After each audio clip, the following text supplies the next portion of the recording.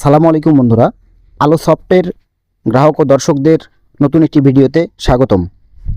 আজকে যে বিষয়টি নিয়ে দেখাতে চলেছি সেটি হচ্ছে যে access point router configuration. Voucher কার্ডের মাধ্যমে যে সকল ব্যবসায়ীরা ব্যবসা করে থাকেন, মূলত আইএসপি অপারেটররা, যেটিকে অ্যাক্সেস পয়েন্ট জোন বা ওয়াইফাই জোন বলা হয়, এই সকল জোনের রাউটার কনফিগারেশনের বেলায় অনেক সময় দেখা যায় অনেক গ্রাহকরা বিভিন্ন ধরনের বিড়ম্বনায় পড়েন। রাউটারের ভুলভাল কনফিগারেশনের কারণে নেটওয়ার্কটা স্টেবল থাকে না, বা স্পিড সংক্রান্ত সমস্যা হয়, বা নেটওয়ার্কটা লুপ করে। তো সেটি থেকে বের হওয়ার জন্য ফুলফিল রাউটারের কনফিগারেশন করার জন্য কী করণীয় দরকার আমরা এখন দেখাবো। টিপি লিঙ্কের একটি রাউটার কিভাবে কনফিগারেশন করবেন সেটি করার জন্য এই যে দেখুন, টিপি লিঙ্কের একটি রাউটারে আমি কানেক্ট রয়েছি। তো এটিকে আমি কনফিগারেশন করব।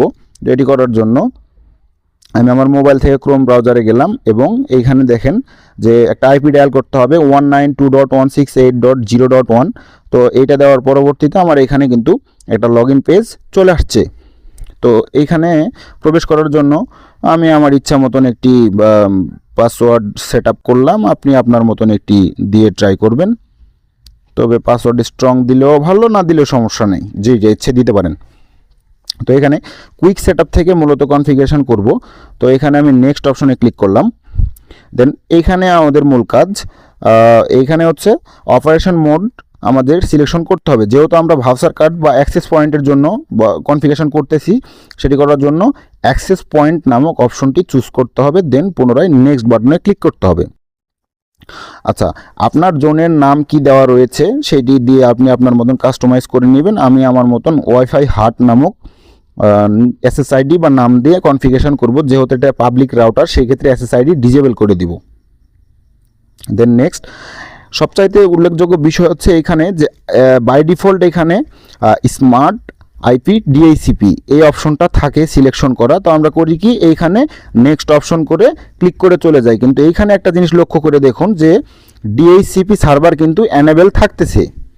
তো এইখানে যখন ডিএইচসিপি অ্যানেবেল থাকবে, আপনার মাইক্রোটিক বা সার্ভার থেকেও কিন্তু ডিএইচসিপি আইপি রিলিজ করবে, আবার আপনার রাউটার থেকেও কিন্তু আইপি রিলিজ করবে। সেই ক্ষেত্রে কিন্তু কিছুক্ষণ পরপর আপনার ট্রাফিক, অর্থাৎ আপনার গ্রাহক ভাউচার কার্ড ওঠানোর পরবর্তীতে কিন্তু ডিসকানেক্ট হবে এবং কানেক্ট হবে পুনরায়। এইরকমভাবে চলতে থাকবে। এক পর্যায়ে দেখা যায় যে আপনাকেও গ্রাহক বিরক্ত করবে এবং নেটওয়ার্কটাও কিন্তু নন স্টেবল হয়ে থাকবে, স্টেবল কখনোই হবে না। সেই ক্ষেত্রে আমাদের কি করতে হবে, এইখানে হচ্ছে পারে স্ট্যাটিক আইপি সিলেকশন করতে হবে এবং ডিএইচসিপিটা ডিজেবল করতে হবে। দেন নেক্সট বাটনে ক্লিক করব। এইবারে সেভ বাটনে ক্লিক করব বা ফিনিশ বাটনে ক্লিক করব, করলে আমাদের কনফিগারেশন শেষ। আচ্ছা, আরও একটা জিনিস বলে রাখি, সেটি হচ্ছে যে আপনি যখন by default static IP DHCP নামক যে অপারেটিং সিস্টেমটি রয়েছিল সেটিতে আমরা যদি দিয়ে এখানে ডিএইচসিপি অ্যানেবেল থাকে, তাহলে হয় কি যে আমাদের মেন সার্ভার অর্থাৎ মাইক্রোটিক ইন থেকে যদি সার্ভিস বন্ধ থাকে, সেই ক্ষেত্রেও কিন্তু ট্রাফিক আমাদের রাউটারে কিন্তু কানেক্ট হইতে পারে। কিন্তু যখন আমরা স্ট্যাটিক আইপি দিয়ে করেছি, তখন কিন্তু একটা গ্রাহক আমাদের মেন সার্ভার যদি বন্ধ থাকে, সেই মতো অবস্থায় কিন্তু রাউটারে প্রবেশ করতে বা কানেক্ট করা কখনোই সম্ভব হবে না। সেই ক্ষেত্রে আমাদের মাইক্রোটিক যখন চালু থাকবে, অর্থাৎ আমাদের মেইন সার্ভার আমাদের চালু থাকলে, সেই সার্ভারের সঙ্গেই মূলত সেটার থেকে ডিএইচসিপিতে যে আইপি রিলিজ করবে, সেই আইপি থ্রো ধরে আমাদের ট্রাফিক আমাদের হটস্পট রাউটারের সাথে কানেক্ট হবে।